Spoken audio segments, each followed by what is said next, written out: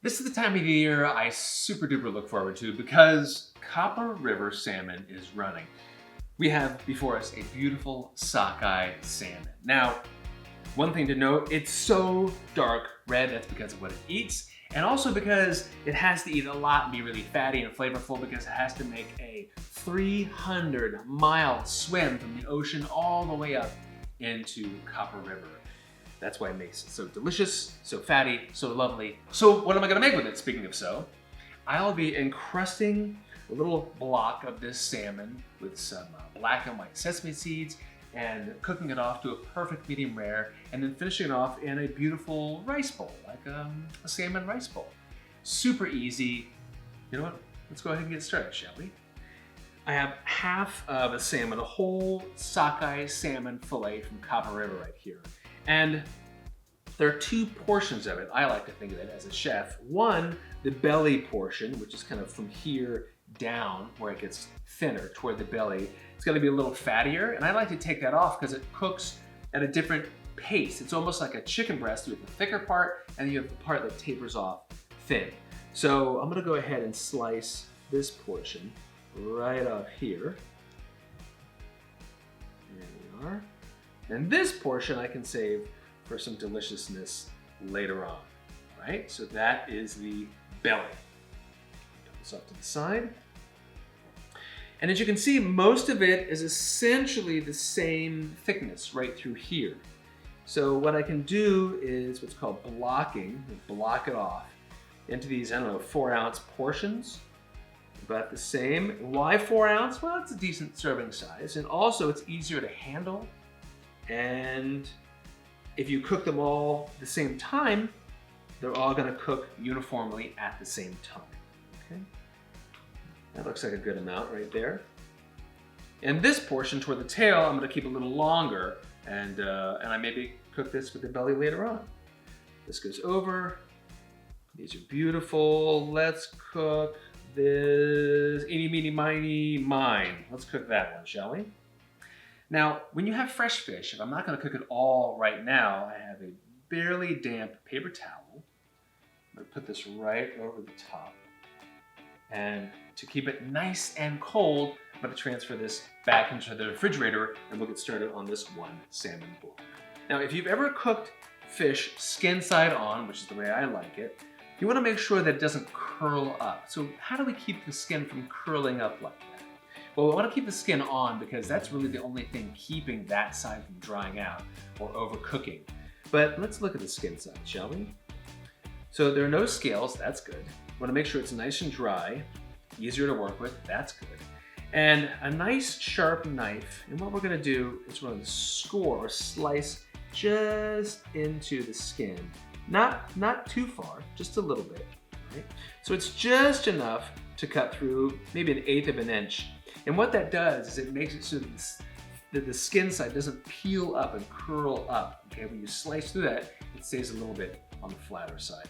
And we like that because if you like crispy skin like I do, full contact with the pan will make it nice and crispy and flat. If you don't like skin at all, well, that's okay because at the end we'll just peel the whole thing right off. So you're good to go either way.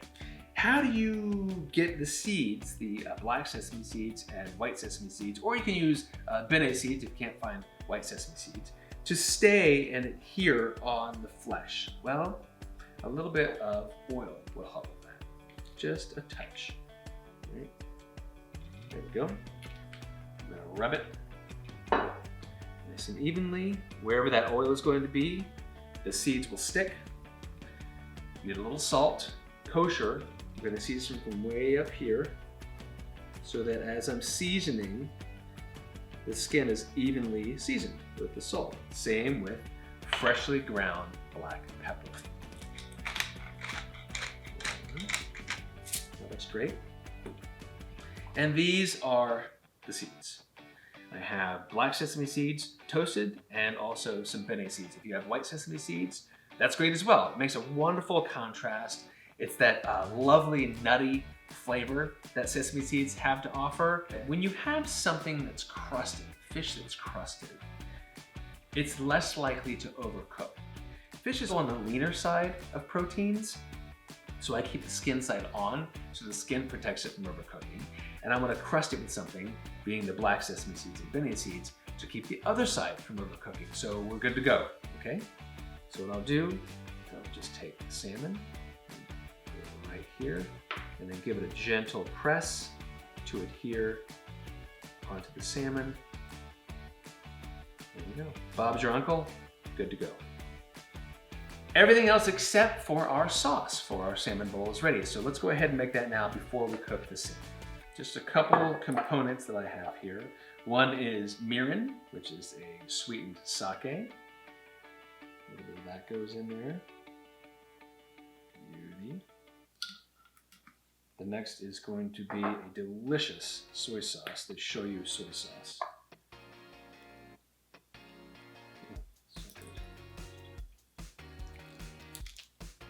That's good soy sauce.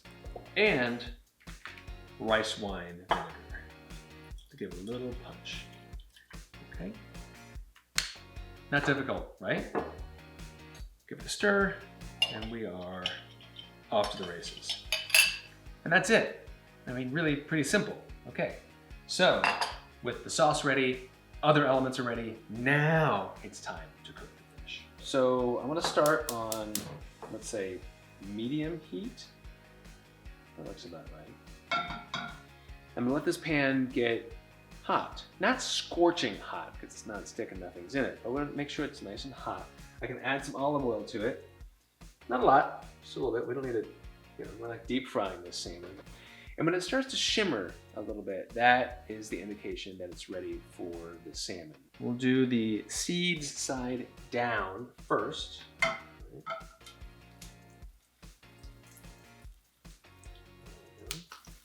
That looks good. You can actually see where it's starting to cook through and get opaque. That's a good time to flip it. All right. Give it a little flip. I'm gonna press it down to make sure that the skin doesn't curl up. Even though we scored it, you wanna make sure you press it down so it has nice even contact with the heat. And it might take another minute, minute and a half, and then we're ready. Yeah, that feels pretty good. It's firm, but not hard. It still gives a little bit. So you wanna go ahead and put this on a plate. And if you like the skin, if you like crispy skin, go ahead and put it skin side up.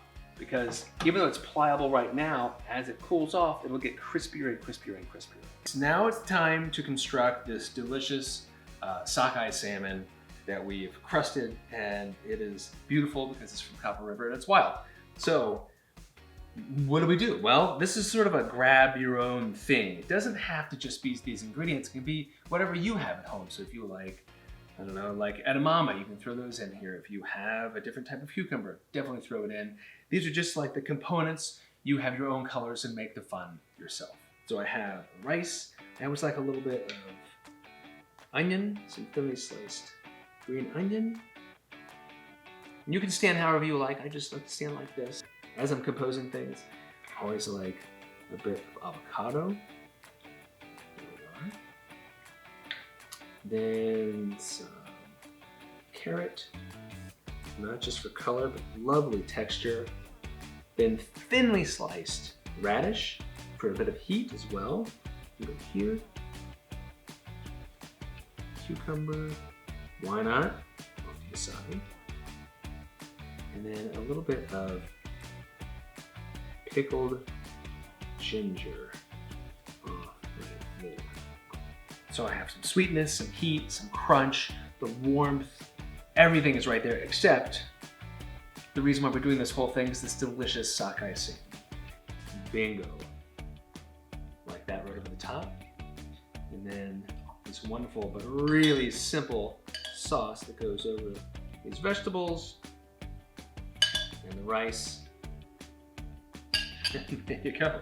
I mean, it's super delicious, cooks very quickly, uses pretty much anything you have in your refrigerator, and I think this way really has the flavor and texture of this lovely sockeye salmon from Copper River, and it pops right through, so let's give it a shot. Oh yeah, look at that. Medium rare. I mean, it just, You can let out a delicious sigh, right? When you know it's just perfectly cooked. Let's give it a shot.